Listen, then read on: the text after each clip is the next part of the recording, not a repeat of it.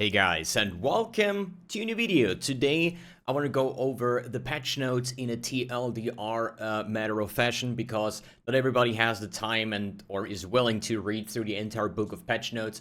Today I want to just point out all the cool and big changes that I think are necessary to mention. Without further ado, the added tier 17 maps for the Atlas. So there is 5 new tier 17 maps that will have Uber bosses, Uber monsters, like Uber trash packs in that case, right? And it's not gonna be Uber bosses the way we know it. It's just gonna be older bosses like the Expedition boss. I think like Licia and Katarina like combined in one map. So there's gonna be a very, very big difficulty gap from a tier 16 to a tier 17. But what you get from those is Uber boss fragments. Now talking about the Uber bosses that we know, you're able to, I don't know if they are going to be map drops or boss drops or something, but there's going to be like some shaper fragment, the Uber version. And once you have 5 of these fragments, then you can combine or put this in your map device and open the Uber version of the boss. That also means that all the Uber boss nodes in the Atlas passive tree got removed. The next big change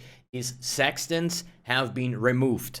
That also includes compasses, that also includes like everything that had to do with sextants, but therefore all the scarabs got reworked. So scarab is going to be the new tool. I mean, it was there before, but scarabs now got completely reworked and giving you a lot of new and refreshing stuff. A lot of like cool sextant modifiers are now bound or tied to the scarab rework. So there's gonna be a lot of cool stuff, and there is even like scarabs that says like, okay, divination cards from your favorite maps are now dropping or overriding the drops of the map that you're running, right? This sounds complicated, but essentially if you favorite like something like Crimson Temple and Defiled Cathedral, which are the places to farm apothecary cards, and there's other maps too. If you favorite those and then say like, hey, I want to run Strand map, then you're basically putting the diff card drops from that favorite maps into the maps that you're running. So you can run any map and farm the things that you want, which is like kind of insane thinking about it. You're not tied to a certain map anymore if you don't like it, and still benefit from all the cool drops.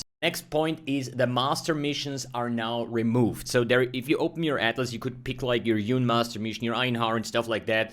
They are gone. Kirak will still remain there with the Kirak mission, but the classical master missions that we know are gone. I think this is a good change, because for me, all these masters are still just a normal league mechanic. For me, Legion is a league mechanic the same way as Bestiary is, right? But one was a master mission, the other one was not.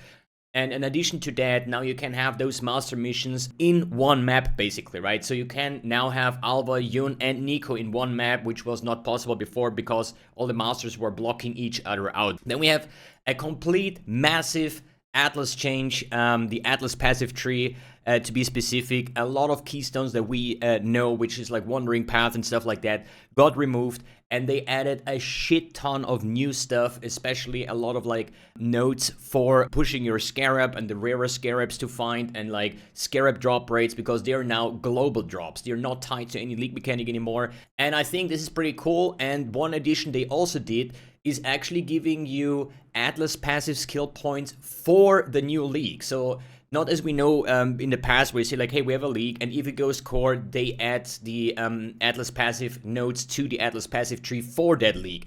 This time is going to be new. They instantly going to add things for the Necropolis league in the Atlas passive tree. That doesn't really indicate that it's going core, but it's just something that they want to play around to instantly specialize into league mechanic if you enjoy it.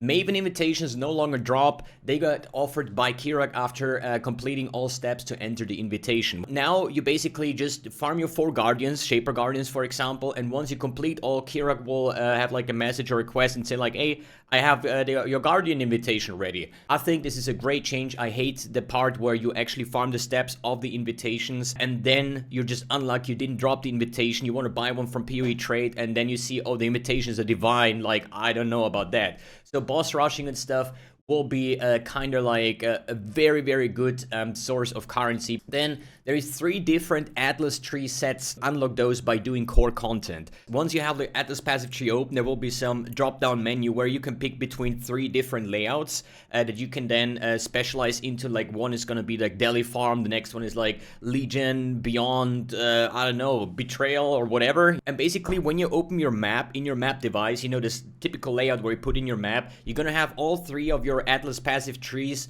ready to be clicked on. It means you can alternate between those 3 Atlas trees on every single map that you're running. Let's talk about the skill balance, buffs and nerfs. Obviously, I cannot make the decision what is going to be nerfed for you or for others. It's always about what skills you enjoy to play, so you have to go to the patch notes and take a look at if your skill is in there, if it's untouched, if it's nerfed, or if it's buffed.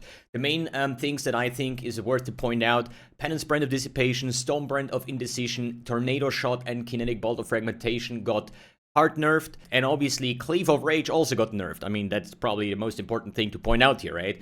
But there is also some good things. Archmage rework, and this is something I really like. I play Mana Stacker almost every single league, and it seems like at the moment it's turning into a trend where a lot of people are trying Mana Stacking as their league starter because the new Archmage is just straight up better. I made a video about the changes on that one if you want to check that out. Next thing is they want to make the campaign more fun, which means they put in some like kind of Easter eggs or secret stuff that you can encounter throughout the campaign. So maybe, this is just like maybe, in Act 5 or so, all of a sudden there is a side area where you can then have a double corruption room, and I don't know, some things that they showed in the footage, which kind of is funny in my opinion. Then another point, all Keurig missions are now available. The 7th gate that actually enabled all the modifiers regardless of the shuffle got removed, and now we just have access to everything, okay? So there's gonna be a big massive list of all the mechanics and modifiers that you can add to your map. I think this is great. I don't like the idea of a shuffle, because if I'm like a Harvest main and a Harvest enjoyer and the next league doesn't have Harvest on the map device, and I know how I need to do a 7th gate keystone strat, so you know, it just nerfs my enjoyment. And I think removing that 7th gate and just unlocking everything at the same time,